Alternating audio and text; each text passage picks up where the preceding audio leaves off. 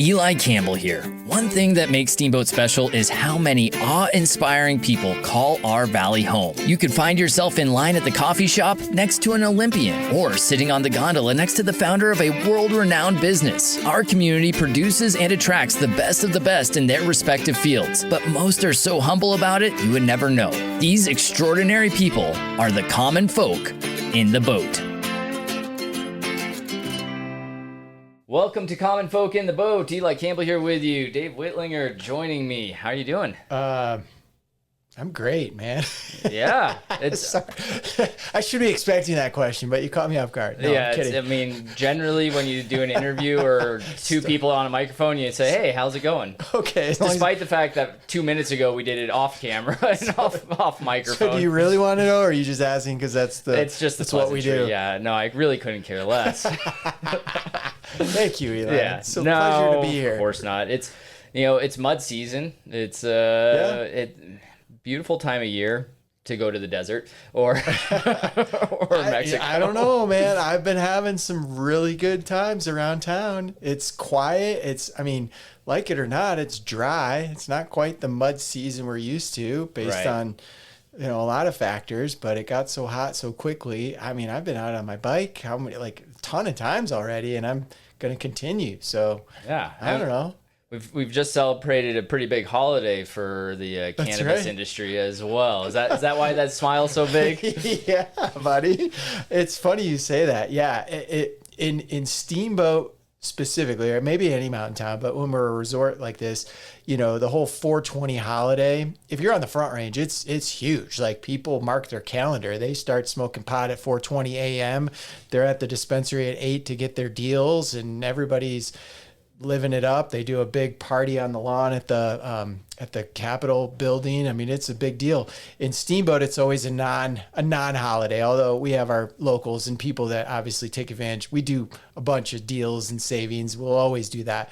But from a strict, butts in the door, feet in the door, it's never as big as all the other brands that we work with are like, oh, what, 420, we got to do that. It's like, great, you can do whatever you want. It's not going to move the needle. Yeah, you'd probably be better off getting to the Steamboat Market in Fruta or Moab. Exactly. Actually, not Moab. You can't do it there. Well, and this year, of course, we had Easter on that same Sunday.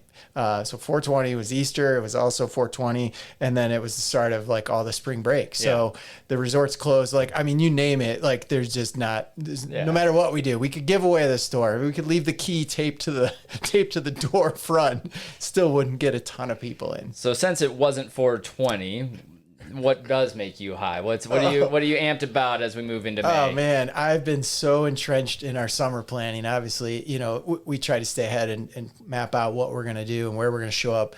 And this year, I've been pretty deep lately in just planning our presence at Snow Bowl. So we're going to up our game there a little bit. We've got all new signage and stuff around the green room. The artist green room's getting a big facelift over there, which we're kind of working with them to figure out how that's going to look. I mean, I'm in the process of ordering 4-foot tall flamingos with some faux jungle. I'm not trying to give it away, but it's going to be cool.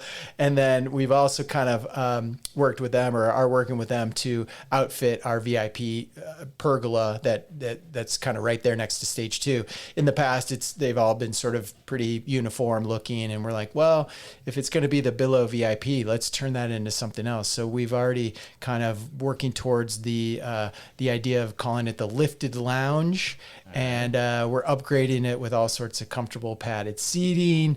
And for the most part, it's still going to be open to anyone that comes and wants to enjoy it. I mean, we're not going to put a velvet rope necessarily and say, no, it's our area, but we are going to make it a little bit more special. So summer mode for sure, live music, getting outside, all the things. So you able to give us any sort of peek into the music that's coming? I just look it up. It's out there. So, there's 22 shows. So if you're asking me to name them all, I can't, but it's some really good artists. You're going to love it.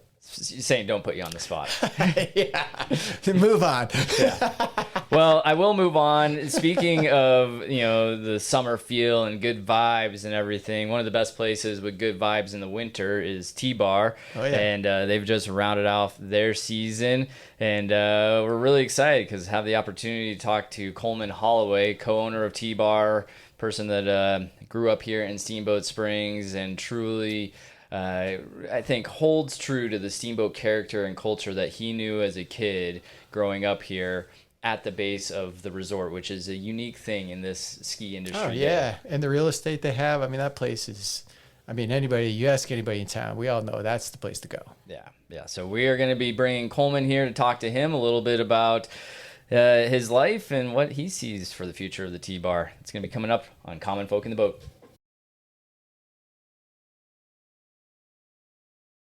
Welcome back to Common Folk in the Boat. We're happy to be joined now by Coleman Holloway, co-owner of T-Bar. Thanks for having me. Yeah, how are you doing? Doing well, man. It's spring in the boat. Yeah. Best time. Yeah. Best time to après-ski. Yeah. Pretty good. We were talking right before you got here about the excitement of kind of winding things down, getting into the mud season for you. And I know that you've probably had a great busy winter, but Absolutely. There's got to be some excitement as the season comes to an end. Another good season in the books. Big time, yeah. Steamboat, we had a great opera year. The mountain was bumping and busy with tourists and locals all alike. Not as good on the snow levels this season, but it was a great season. Everybody's pretty excited to kind of wrap the books up and get on to their summer skiing or biking, hiking, whatever kind of activities they got going on. So yeah, we're looking forward to it. Well, and of course we want to talk to you about T-Bar and the impact you've had on the community through that, but wanted to go back because you've lived here in Steamboat your whole life. Kind of start with your childhood and what you remember of Steamboat growing up and what really kind of the first memories that made you fall in love with this area. Nice, yeah. Well, I'm fortunate enough that I get to raise my own children here in town, which is pretty rewarding. Born in 92 in town, spent my entire life here, moved out of town for about a year and did some traveling, but came back, and the town has definitely grown in some influential places and then some pieces that are kind of hard to understand, but I think the basis of Steamboat's just one of the best communities, and from schools to businesses, impactful people in the community. It's just a great place to raise a family in particular. And I saw your brother Trace. He started at Harwig's at 12 years old as a dishwasher. Was the story I saw? Is that true for you too? We don't need to mention that Colorado labor laws don't let you work until you're 14. Right. Yeah, I've been in the restaurant industry for going on 15 years now. So you do the math there. Yeah. Right. Carry the one. Right. Exactly. Yeah. Was it Antares or where did you start? Where did I start? Yeah. I started just working in at Village Inn a little bit. Okay. Back when that was, I don't even know. Yeah. Okay. And then doing just like some work in and around just different restaurants in town. Yeah. Mambo's was like my first real job.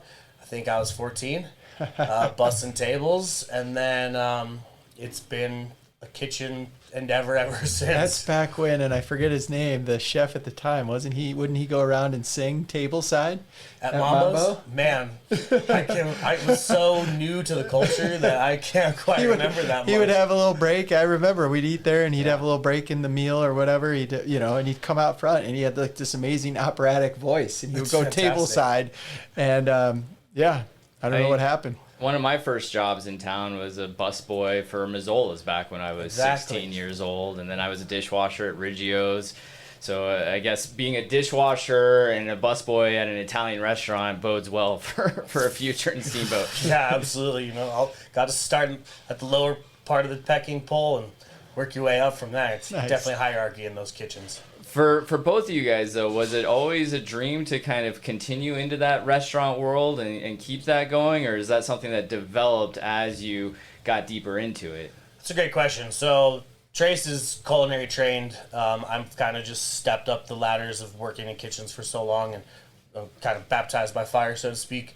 When he originated, starting the T-Bar, it started off as a place to have a couple sandwiches and pour a couple beers for our friends. Like you fellas. And now 16 years later, we're doing a great book of business that's traveled our logo worldly, which is pretty cool. But I think, as we kind of reimagine the wheel right now, we definitely didn't see ourselves doing the same book of business 16 years ago.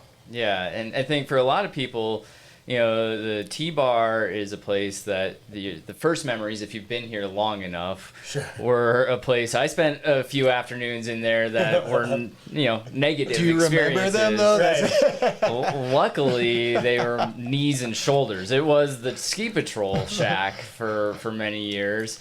I'm curious, what is the origin story? How did it come about that you had this opportunity to turn it from this place that was maybe one of the worst days of a person's ski season to become such a positive experience for people? It's a great question. So, we always wanted to keep the ski culture alive, and après-ski is one of those biggest things that comes with ski culture.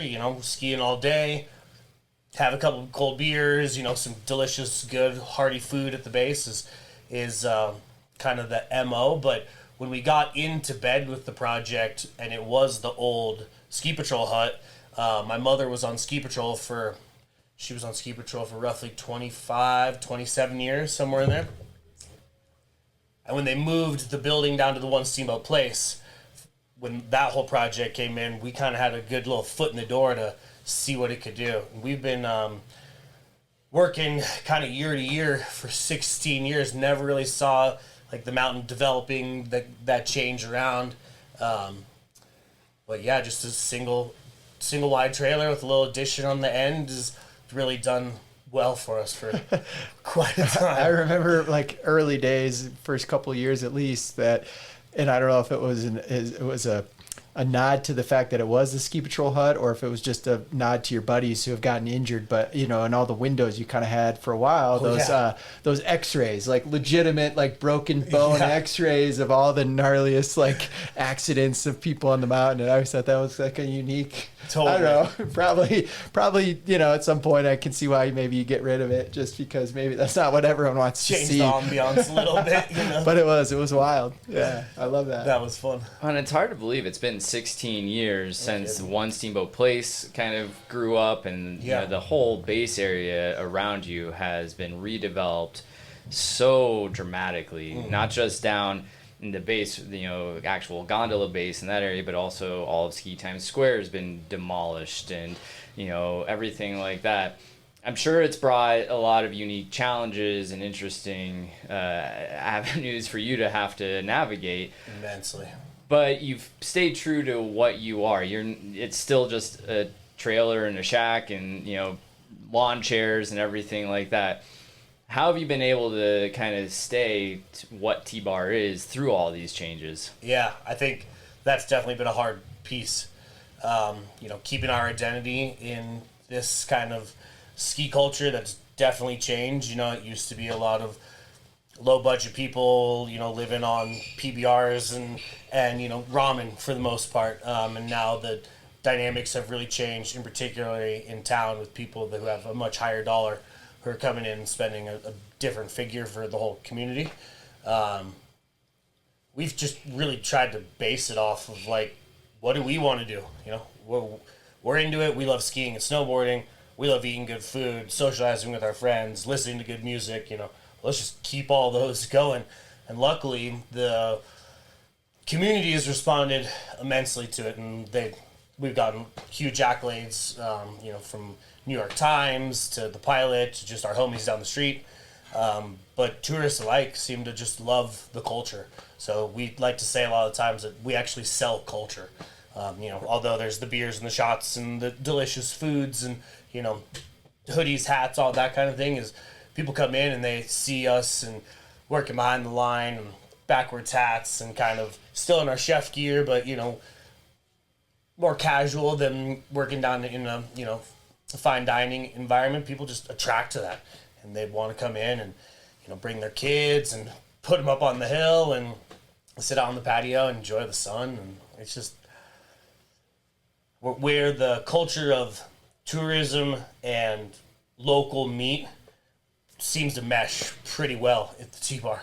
Yeah, and I think self-proclaimed, you guys have the sign up sometimes that says voted the best bar ever by everyone. Yeah. And I mean, it's true. I think there's a certain group of tourists that might ski by and look down and think, well, what is that place? I'm going to go to the fancier, more newly built type of restaurant. But you guys, truly, I think what's unique is you're at a base of a resort and you're not necessarily catering to that tourist. You're catering to the locals, and the tourists are gravy. Why is that local, just making sure that you're giving the locals what we want so important to you as someone who grew up as a local here? Yeah, totally. I mean, the local vibe is what we all thrive on. Like I said, when we started, it was just a couple beers and sandwiches for the boys.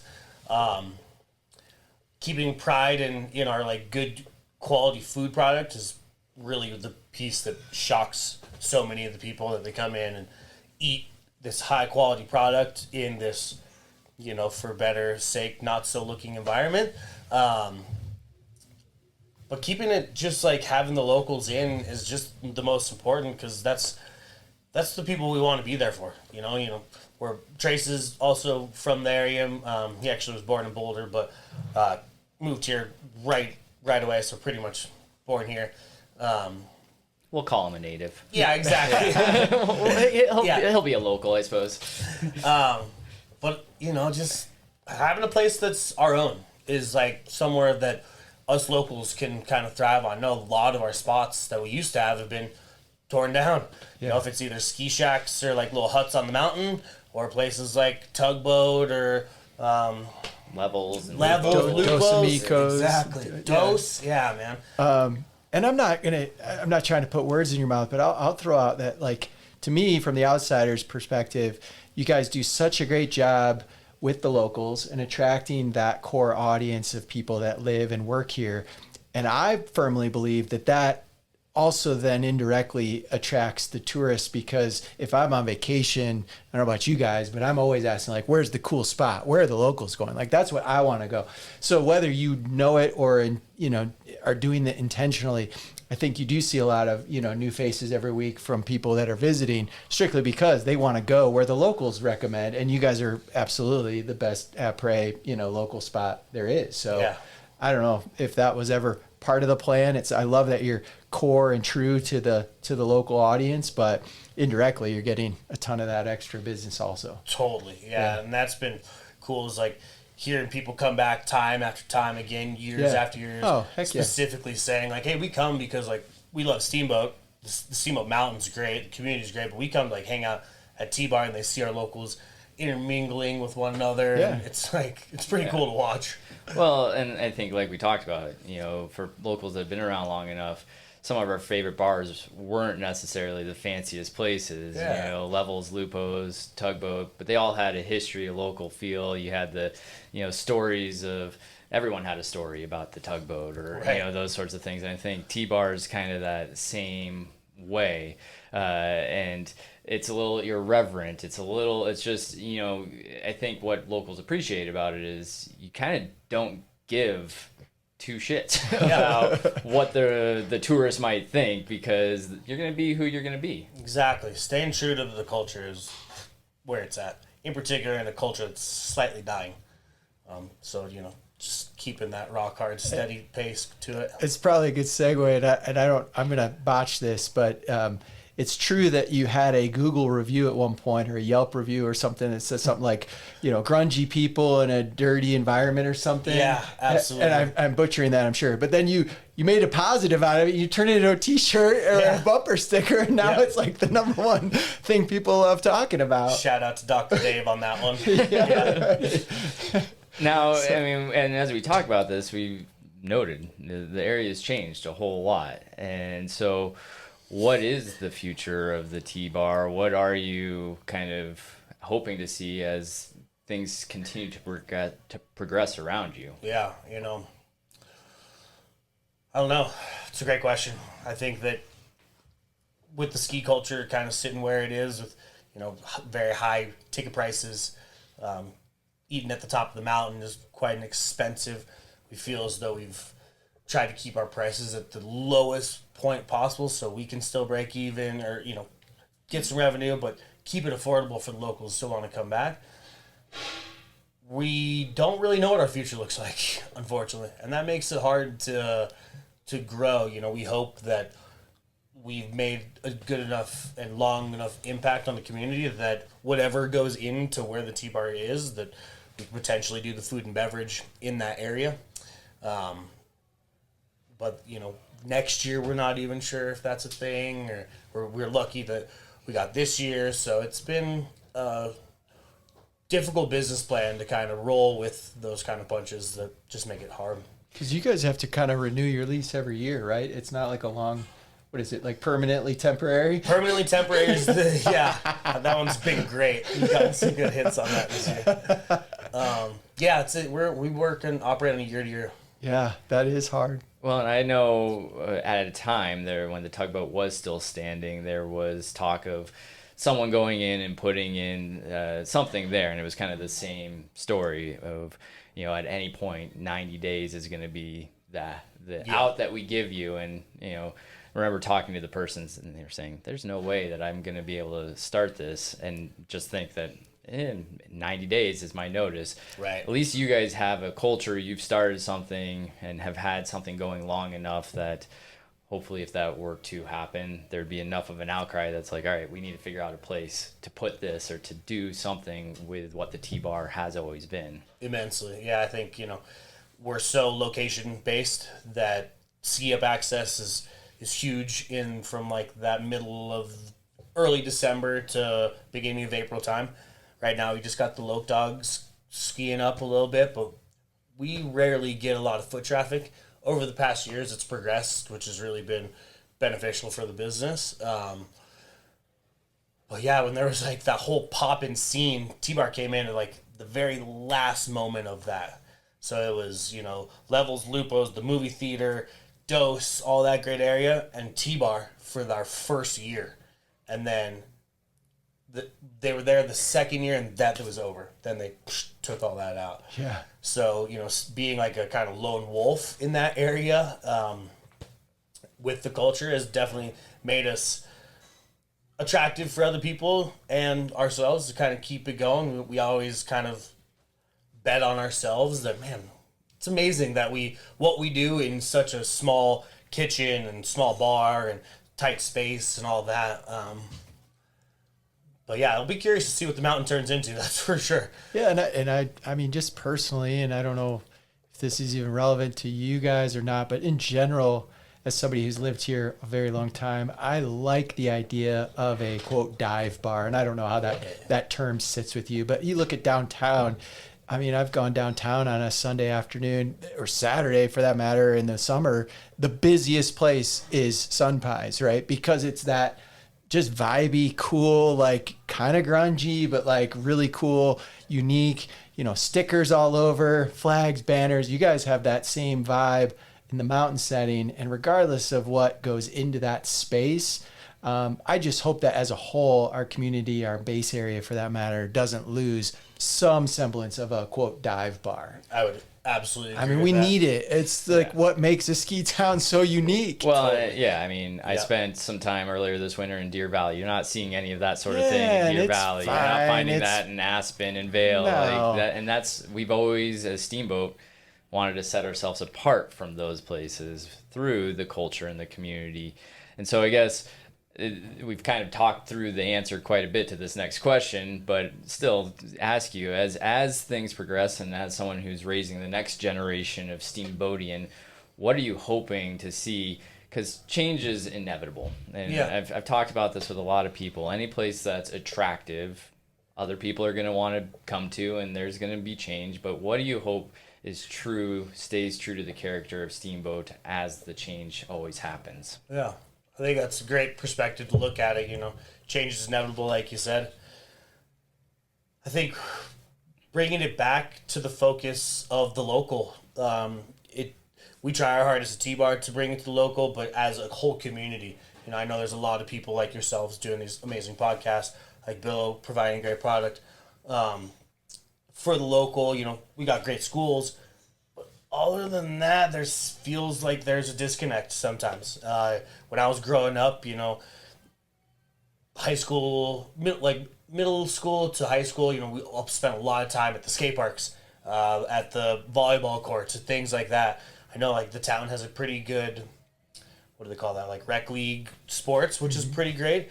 But the town, from the dollar figure, just feels disconnected from the local person who's, you know, working their butts off to support, if it's kids or just simple rent for themselves.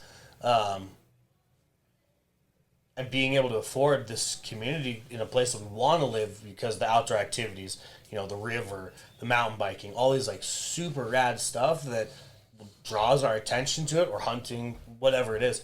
But it feels as though, as I've grown up here, so many of my friends and you know, people I grew up with have just been spurting off one or another. I can't afford it anymore. You know, it's easier for me to make a dollar figure elsewhere, you know, whatever it is.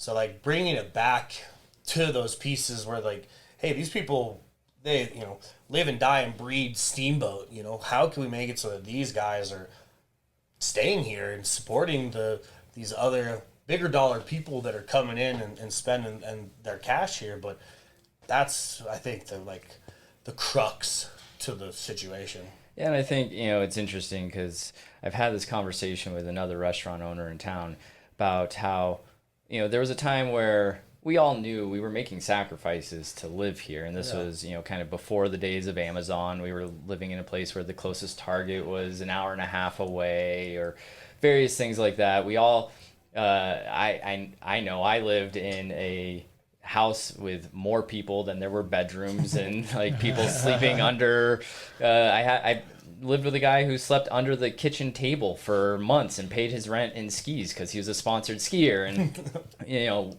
we paid our dues, we kind of sacrificed to be a part of this community. And now there's a whole shift of people that have kind of come in, and nothing against them coming in, but it's that people that are willing to do whatever it takes to live here mentality, those are the people that are getting pushed out right now.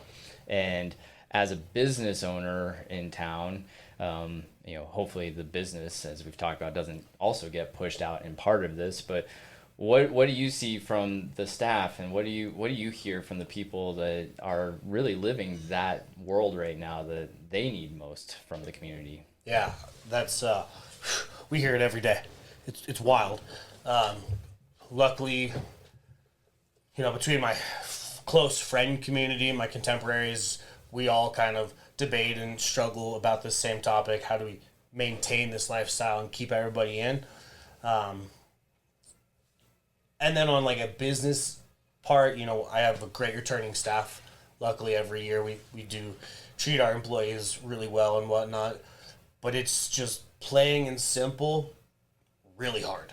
You know, everybody wants to keep doing what they want to do, i.e., you know, skiing, buying ski passes, go and hang out with some friends, starting a lifestyle here, partners, so on and so forth. But the dollar comparison and the workload, it's too much work, not quite enough money just by the economy. Nothing, you know, we can really do about that. But I don't know what the situation and like what the growth or spark is for it to kind of flourish into a different direction. Yeah. We struggle with it at the restaurant particularly, and with the friends too. You know, it's just, we all want to be here, but sometimes like, man, we got to keep on, you know? Yeah, and it's the people that are making that sacrifice that are part of what makes Steamboat a special community. Yeah. You know, it took us a lot of work to be able to make it to where we are. I always feel fortunate that I moved here when I did back in the late 90s, and that I know how much more difficult it would be now for sure. But here we are. And so I think a lot of these guys, you know, work 2-3 jobs too. It's not just like, oh, luckily I you know, I'm a business owner and I get to work in the kitchen 5 days a week, which is great for me. But some of my employees, some of my friends are, you know, shuffling and juggling different entrepreneurships or different, you know, if it be serving, whatever they can do to kind of get a couple extra bucks in town. Yeah. Just kind of cobbled together a living. I think that's the way it is. The whole gig economy, you know, anymore. That's, I think, the only way you can make it work here. Yeah. As a young professional. And hopefully those people that do make it work will kind of be an instrumental part of the future community, which you have become a part of. And I want to just kind of shift now that we're kind of moving into that spring, summer. Do you have any adventures on the horizon? Do you have any big plans for yourself to kind of take a break and relax after a good winter? Yeah, man. It's we're looking forward to it. I mean, it's 60 degrees outside right now, so the shorts are coming on, tank tops are working out. All the white pasty skin is getting its first burn. Let's see, spring break's coming up. I got 2 younger boys. I got an 11-year-old, Jackson, and I got a 4-year-old named Cruz. I think we're going to kind of lay low for this spring break and just kind of wait till summer hits and get the kids doing all the summer activities that they love, you know. That's where it's like the best, is watching the kids just be like, man, Steamboat's rad, and floating the river and going to the rodeo and going camping 4, 5, 6, nights in a row, and then coming home for like 2 and then getting back out. So like travel plans, not particularly, just really enjoying what we have in our backyards. That's like the creme de la creme. Yeah. Well, I want to thank you for taking some time to talk to us. It's, one of my favorite things about this podcast is getting to learn a little bit more about the people who really run, whether it's businesses or, just have been part of this community for such a long time, the kind of their story. And I've been a customer of T-Bars for 16 years, but it's great to finally hear kind of a little bit more about like the history and how much it really means to you to be part of the community, not just someone who's serving beer to make a profit. You know? So I want to thank you for being a part of the Common Folk in the Boat podcast. Thanks for having me, guys. It's been super fun. Really appreciate it.